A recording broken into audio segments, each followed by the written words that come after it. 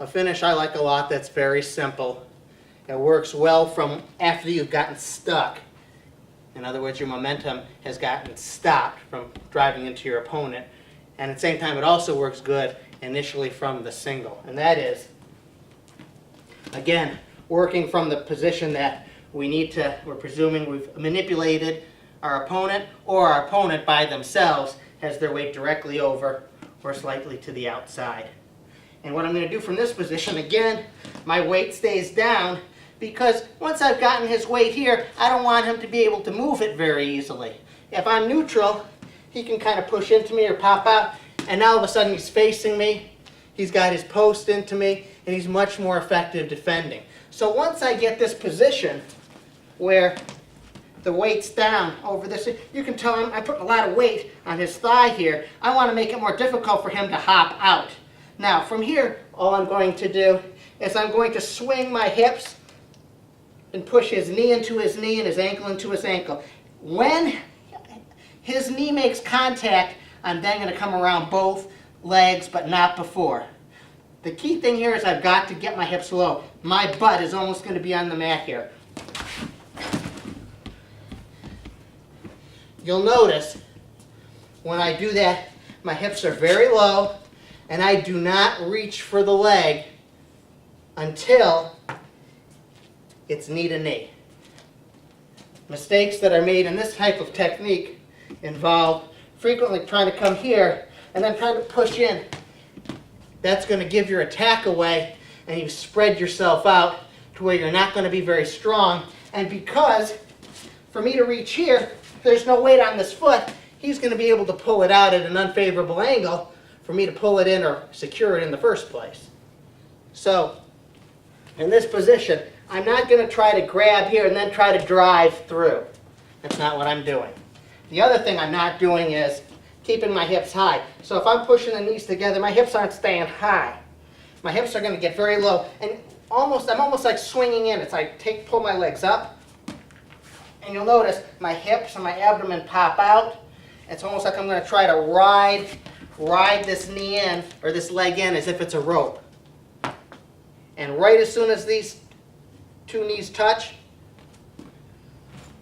you come around. At that point, momentum from your body and the fact that your opponent is on a very narrow base will take his weight past the center of his gravity, which was over his feet, to the outside, and you'll finish.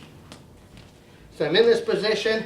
Okay, I couldn't do it from here, right? Because his angle is very unfavorable for me. There's no way, if I try to come in here, he's going to defend against that. So first step, or first things first, I've got to be able to manipulate or identify this position such that his weight is over this foot. At that point, it's a favorable position for me to attack this type of attack. Notice my hips. I ride his leg down like a rope, and then I'm going to come around at the last second. So I pop down here and drive through.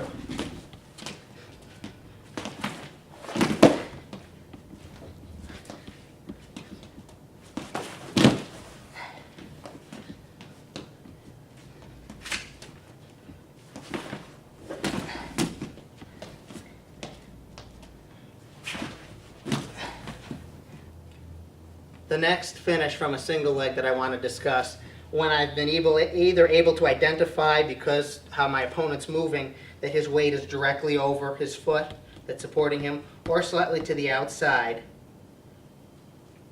is going to be sort of an ankle trip.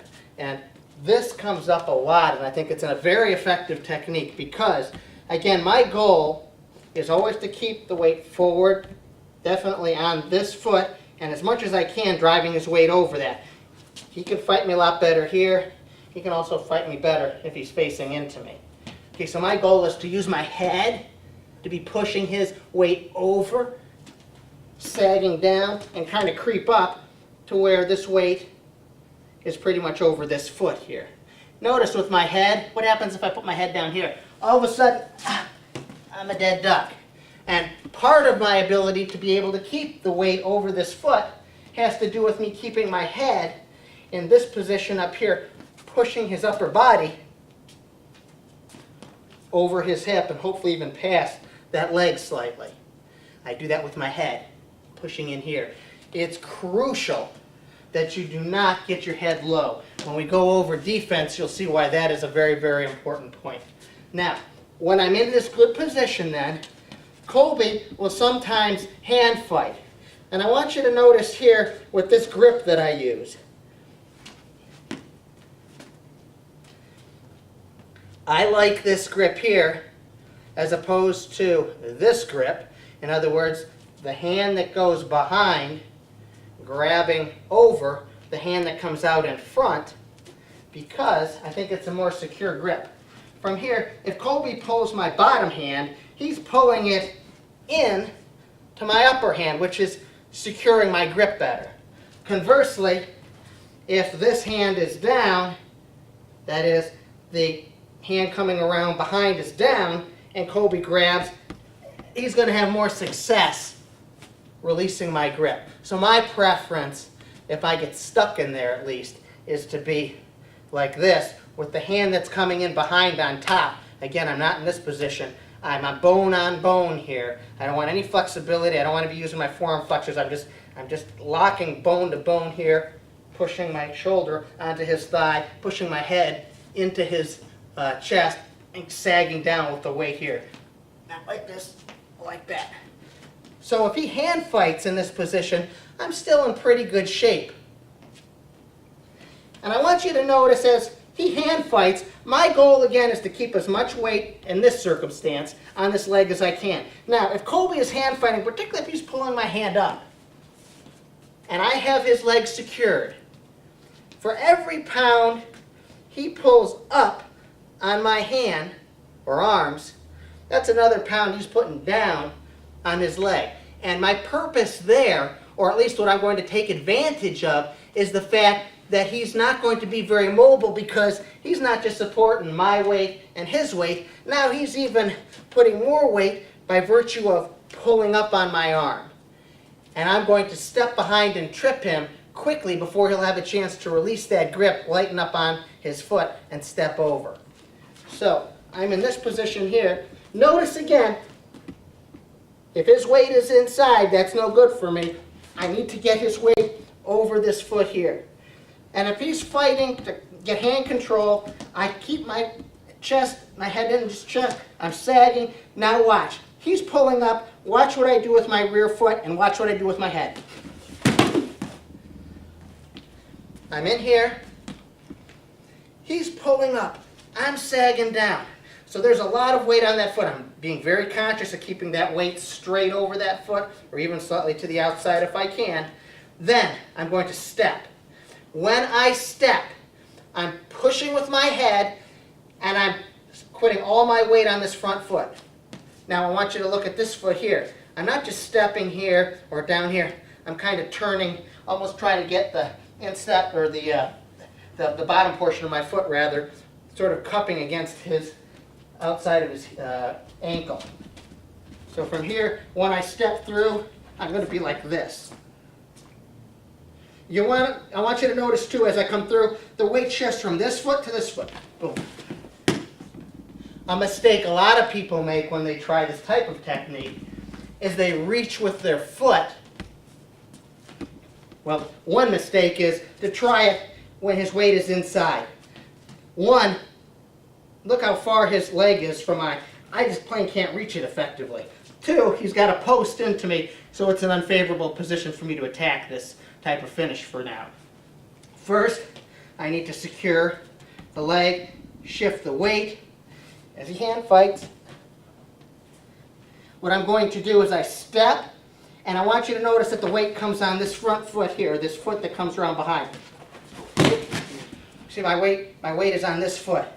What some people do is they stretch like this, as if they're going to try to reach and then kind of sweep this in.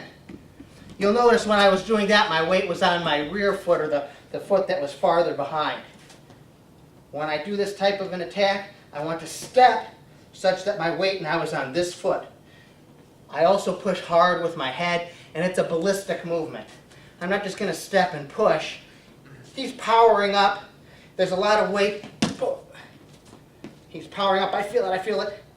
I make a sudden movement here. I step, I'm turning my foot up because I'm trying to almost like step on his heel because I don't want him to hop over. What happens if I don't put the weight down? If I just step, he jumps over, no problem. Even if I'm in fairly favorable position. So as I'm doing this and I'm stepping, I don't step up, because if I stepped up, I'd take the weight off that foot and he might be able to then hop over it. As I step and hit him hard with my head as I shift my weight stays down the whole time. Because I want to keep the weight heavy on that foot so that he can't come up and adjust. Because I definitely don't want him to be able to jump over the foot like this. That's no good. But if the weight is down, if I sag the weight down, he's not going to do that. There's just so much weight that once I step and trip him and drive him through, he's not going to be able to step over or jump over. And you'll notice too how I step on his foot from here. I'm not just going to step here. I try to almost like smear it and cover it a little bit with the bottom of my foot to get a little bit better of a secure hold on it as I drive over him.